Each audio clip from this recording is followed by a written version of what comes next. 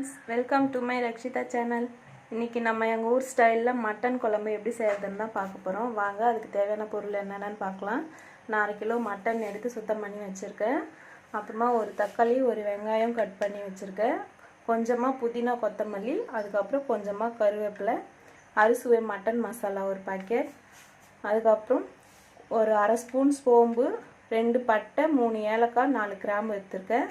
அதுக்கப்புறம் இதில் ஒரு தக்காளி, ஒரு வெங்காயம், அதோட இஞ்சி பூண்டு சேர்த்து அரைச்சி விழுதாக எடுத்து வச்சுருக்கேன். வாங்க இப்போ எப்படி செய்கிறதுன்னு பார்க்கலாம். இப்போ நான் ஸ்டவ் பற்ற வச்சு ஒரு பாத்திரம் வச்சுட்டேன். அதில் தேவையான அளவுக்கு எண்ணெய் சேர்த்துக்கலாம்.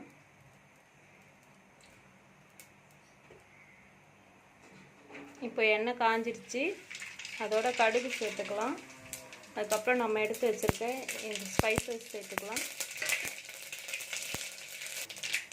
ஸ்பைசஸ்லாம் நல்லா வெடிச்சதும் வெங்காயம் சேர்த்துக்கலாம். வெங்காயம் சேர்த்து நல்லா வதக்கிக்கலாம்.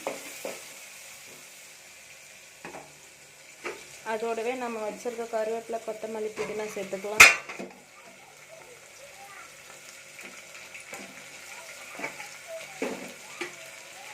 இதையும் நல்லா வதக்கிக்கலாம்.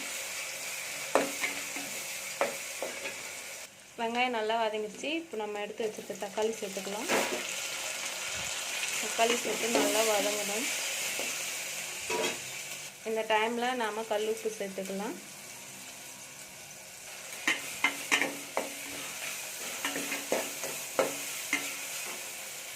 இங்கே பாருங்கள், தக்காளி வெங்காயம் நல்லா வதங்கிடுச்சு. இந்த டைமில் நம்ம அரைச்சி வச்சுருக்க தக்காளி, வெங்காயம், இஞ்சி பூண்டு பேஸ்ட்டு சேர்த்துக்கலாம். சேர்த்து இஞ்சி பூண்டோட பச்சை வாசனை போகிற வரைக்கும் வதக்கிக்கலாம். இப்போ இதோடையே கொஞ்சமாக ரெட் சில்லி பவுடர் சேர்த்துக்கலாம். சேர்த்து வதக்கிக்கலாம் நல்லா. இப்போ அதோடையே நம்ம எடுத்து வச்சுருக்க அறுசுவை மட்டன் மசாலா சேர்த்துக்கலாம்.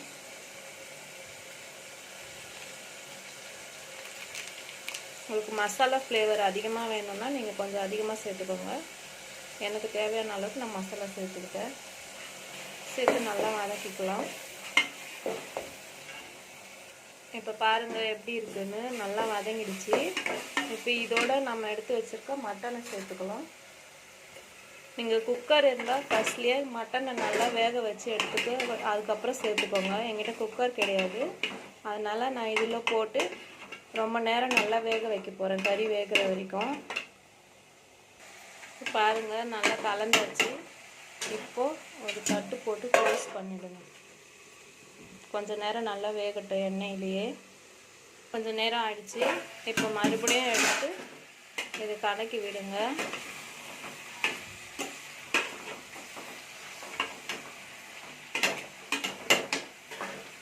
மறுபடியும் க்ளோஸ் பண்ணிடுங்க.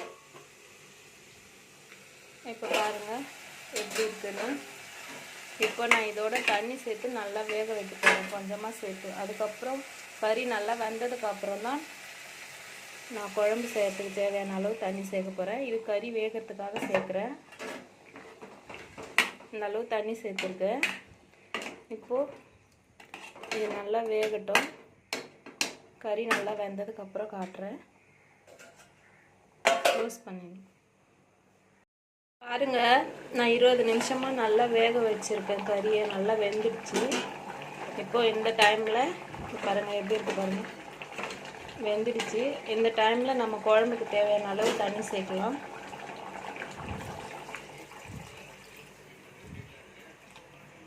எனக்கு குழம்புக்கு தேவையான அளவு தண்ணி நான் சேர்த்துருக்கேன். உங்களுக்கு தேவையான அளவுக்கு நீங்கள் சேர்த்துக்கோங்க. இப்போது இதுக்கு தேவையான அளவுக்கு வீட்டில் அரைச்ச குழம்பு மிளகாத்தூள் சேர்க்குறேன். எங்களுக்கு காரம் அதிகமாக இருந்தால் தான் பிடிக்கும், அதனால் நாங்கள் கொஞ்சம் காரம் அதிகமாக சேர்த்துக்கிறோம். உங்களுக்கு தேவையான அளவுக்கு காரத்துக்கு ஏற்ப நீங்கள் சேர்த்துக்கோங்க.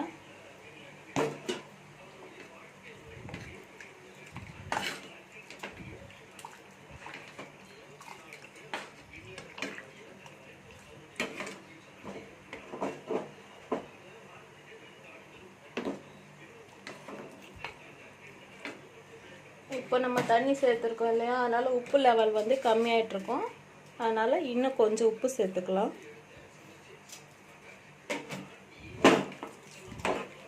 இப்போ இதுவும் நல்லா காயட்டும். மிளகாத்தூளோட பச்சை வாசனை போகிற வரைக்கும் குழம்பு காயட்டும். க்ளோஸ் பண்ணி மூடிடலாம்.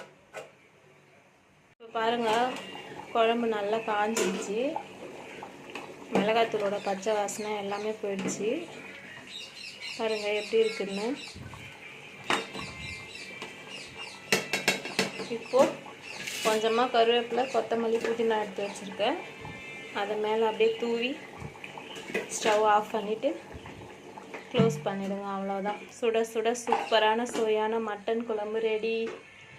நீங்களும் ட்ரை பண்ணி பாருங்கள். உங்களுக்கு பிடிச்சிருந்தா கமெண்ட் பண்ணுங்கள், ஷேர் பண்ணுங்கள், லைக் பண்ணுங்கள், மறக்காமல் சப்ஸ்கிரைப் பண்ணுங்கள். Thank you friends.